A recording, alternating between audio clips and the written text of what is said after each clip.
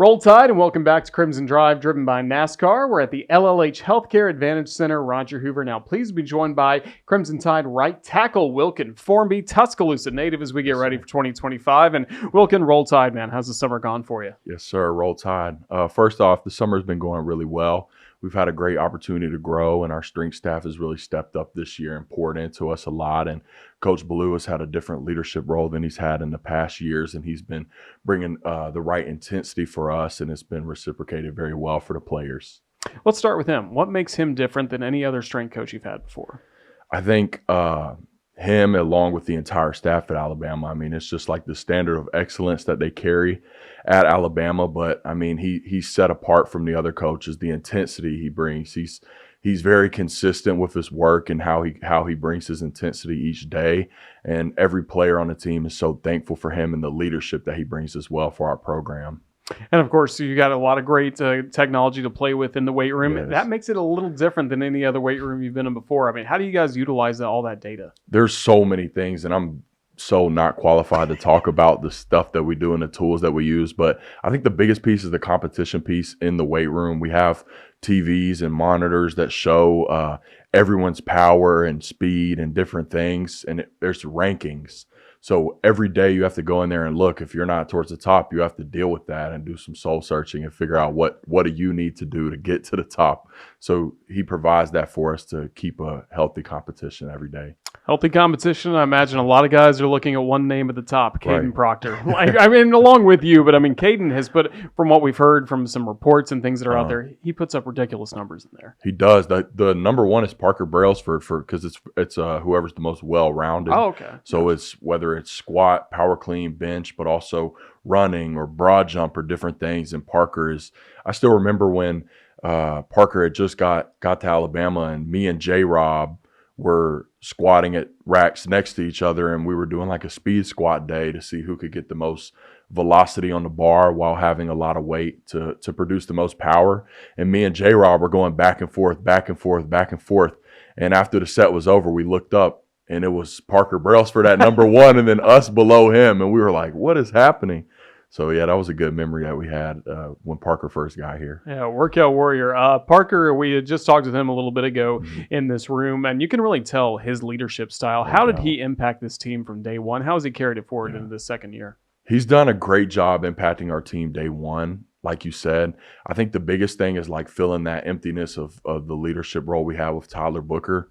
Last year, we knew that was going to be tough, and I think him along with Caden Proctor have done a really good job. But Parker, his intensity has just been unmatched, and the way that he carries himself in the building. And the biggest thing is with a leader like that, he's so consistent that you don't question what he says because of the consistency that he brings. So he's been doing a great job with his leadership role.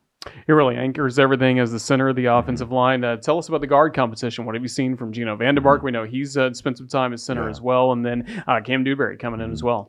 Both those guys are doing a great job just bringing the intensity. And both those guys bring a leadership role to our room as well. Older players, they played a lot of football, so it brings a lot of comfort to the players, but also I'm sure the staff. So just the consistency with both those guys, bringing the intensity every single day at practice, and as Coach Cap calls it, bringing the juice.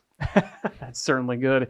We're talking a little bit about your summer as we get ready for the season. I do want to ask you about something that happened in June. You got to host a football camp at Northridge High School. How special was that? It was a wonderful opportunity, and it was just a great time to try to be able to give back to the community that I was brought up in, and I got to experience looking up to college players, NFL players, whatever it is, even high school players in Tuscaloosa that I looked up to. So it was a great opportunity to use the influence that I have as an Alabama football player and to be able to pour into those kids. And it was also a faith-based camp, so it was a good opportunity to just share my testimony and what the Lord has done in my life to those kids at such a young age. Who are some of your teammates that helped you out the most with that? I actually was surprised. There were a lot of people that did show up, and one of the main reasons that I did it in May, or I didn't do it in May, was because my teammates could come. If I did it in May, I would have been one of the only guys there. So Caden Proctor, Richard Young, Parker Brailsford, Jeremy came, Tim Keenan came, and a few other guys, I'm sure. Baker Higman, a few other guys, I'm sure I'm forgetting. And then Clinton Dix also came. I'm sure a couple of those kids had no clue that there was a legend walking around on the field. That's certainly cool to see. No So, doubt. again, part of a great summer for you is you've been Mhm, battling hard in the right tackle mhm, competition. And looking at your playing time this mhm. year, how did all your opportunities last year help prepare you for this 2025 season? I just think I'm just so thankful for last year and the opportunities that I had to get reps and to play and to understand and get those kind of nerves out, especially earlier in the season when you're on the field and there's a lot of people watching and you're wanting to perform well, especially for your teammates. Your teammates work so hard. Our offensive line room stays after practice, grinds every day. So not wanting to let anyone down and being able to get those nerves out the way and just build confidence in myself and in my teammates as well. You mentioned early in the year, I think a Mhm. lot of people saw the Ties That Bind, the Fox Right. Nation documentary, kind of Mhm. showed what you went through, what your family went through Mhm. during some of those early games. What was important in getting to share that message of Yeah. what it was like for you during those weeks? I think the biggest thing was like when the producers talked to me and Caden was kind of talking about our experience, our shared experiences with early in our career, having some ups and downs and being able to kind of like a lot of times with men or with football players, you don't want to talk about necessarily your feelings, but we're human and we do have feelings. And so I think that was a big thing, being able to just express like nobody wants to succeed more than we do. And so like when everybody's going crazy and stuff like that, it's upsetting, but like it's more just not being too disappointed in yourself and things like that, and being able to lean on your teammates and your coaches. You mentioned Caden Proctor a few times. Again, a Mhm, great friendship with you guys. I mhm, think I remember interviewing you at Hey Coach, and I was mhm. like, are you staying in touch with Yeah, Caden? You're like, yeah, he's right there. I was like, oh my goodness, he really is coming back. How did you stay in touch with him all during that time yeah. he was at Iowa, and then eventually he makes that call to come back home? I mean, we're best friends. He's like family to me. And I was telling somebody the other day, like he's in our family group text, like the Formby family group Wow. text. So like he's always at my house, always around my family. So we have a great bond and a great relationship. And so actually, when he transferred, he had never been to the beach before. And so we both figured out that we had spring break at the same time. So we went to Destin, Florida together and spent time. We went deep sea fishing, just gotta have a good time, a little break for football, hung out with each other. It was probably the first time we've seen each other since he left.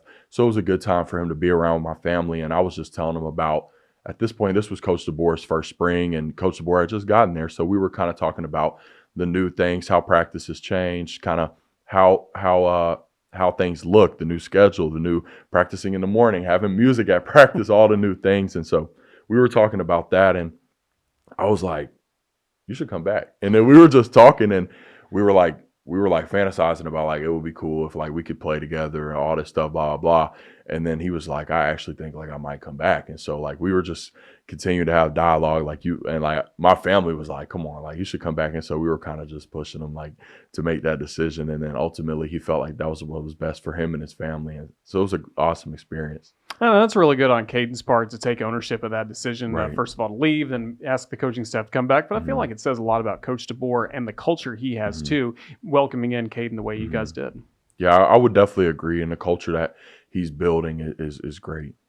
That's certainly good to see. Speaking of culture, we talked about this offensive line. Mhm. How about with Coach Cap? How does he keep things loose for you guys Yeah. during what can be some long days Yeah. and summer long meetings, I imagine, at times as well? Coach Cap has a great personality, and sometimes when things get really intense, he's able to loosen up the room and stuff and keep his great personality around, but also he's very intense. And the thing I'm most thankful for with Coach Cap is the consistency that he brings. And every single day you're going to get the same Coach Cap, and that's one thing I'm most thankful for. Earlier this season or this summer at SEC Media Days, Caden talked about his go-to Taco Casa order, and he said he got a couple of hints from you on it. First of all, I got to ask you, with your family connection with Yeah. Taco Casa, what's your go-to order? It's the tough that's a tough answer because me and him will go a lot and we'll switch it up and try to swap things out. But me and him, this is speaking for both of us. Like we both love taco burgers. A lot of people don't. They're kind of skeptical. Like I don't know how I feel about that, but that's me and his. That's our favorite thing to get, and you can't go wrong with that. And then another thing, we'll both get the enchiladas, but we'll get with substitute the white sauce for the yellow sauce. So we'll get white sauce and then a flour tortilla. Those are two of my favorite things to get there. So that's a good menu hacks, yeah. It is, yeah, some menu hacks for sure. And that's really cool that you get to kind of work a family business into what you're doing as a Yeah. college athlete. Before NIL, that couldn't happen, right? Yeah, it is a very special opportunity, and like we were just watching the Ties That Binds documentary as a team, and getting to watch some skits and stuff like that, or some scenes, and they were talking about Coach Bear Bryant, and I was telling like one of my I was telling Gino how my granddad played for Bear Bryant, and like he told me some stories about how they would drink like Coke at halftime instead of water, and just how much the time has changed since then. But Alabama football, the tradition, the uniforms, it's all the same. Isn't Right, that crazy? right. And it was so cool. Like we were watching like back in the '60s, and they had the same exact uniform, and I was kind of like saying that's really special. Yeah, it's amazing too. You get to carry that legacy forward Yeah. into this new age, getting ready for this 2025 season. Mhm. Just has this experience getting to be a football player at Alabama lived up to Mhm. everything you hoped it would be? It has, absolutely. I didn't really know exactly what to expect, but I just remember like being a kid praying to God, just give me a chance to play for Alabama at a young age and be able to play in the NFL and do all these things. So it's very special for me to be here in this opportunity. And I love to just be thankful and have gratitude to that and understand the influence that you have as an Alabama football player. And it's just such a great blessing. We're all really excited to see what this Mhm. version of the Crimson Tide look like. What Mhm. separates it maybe from some others we've seen in the past?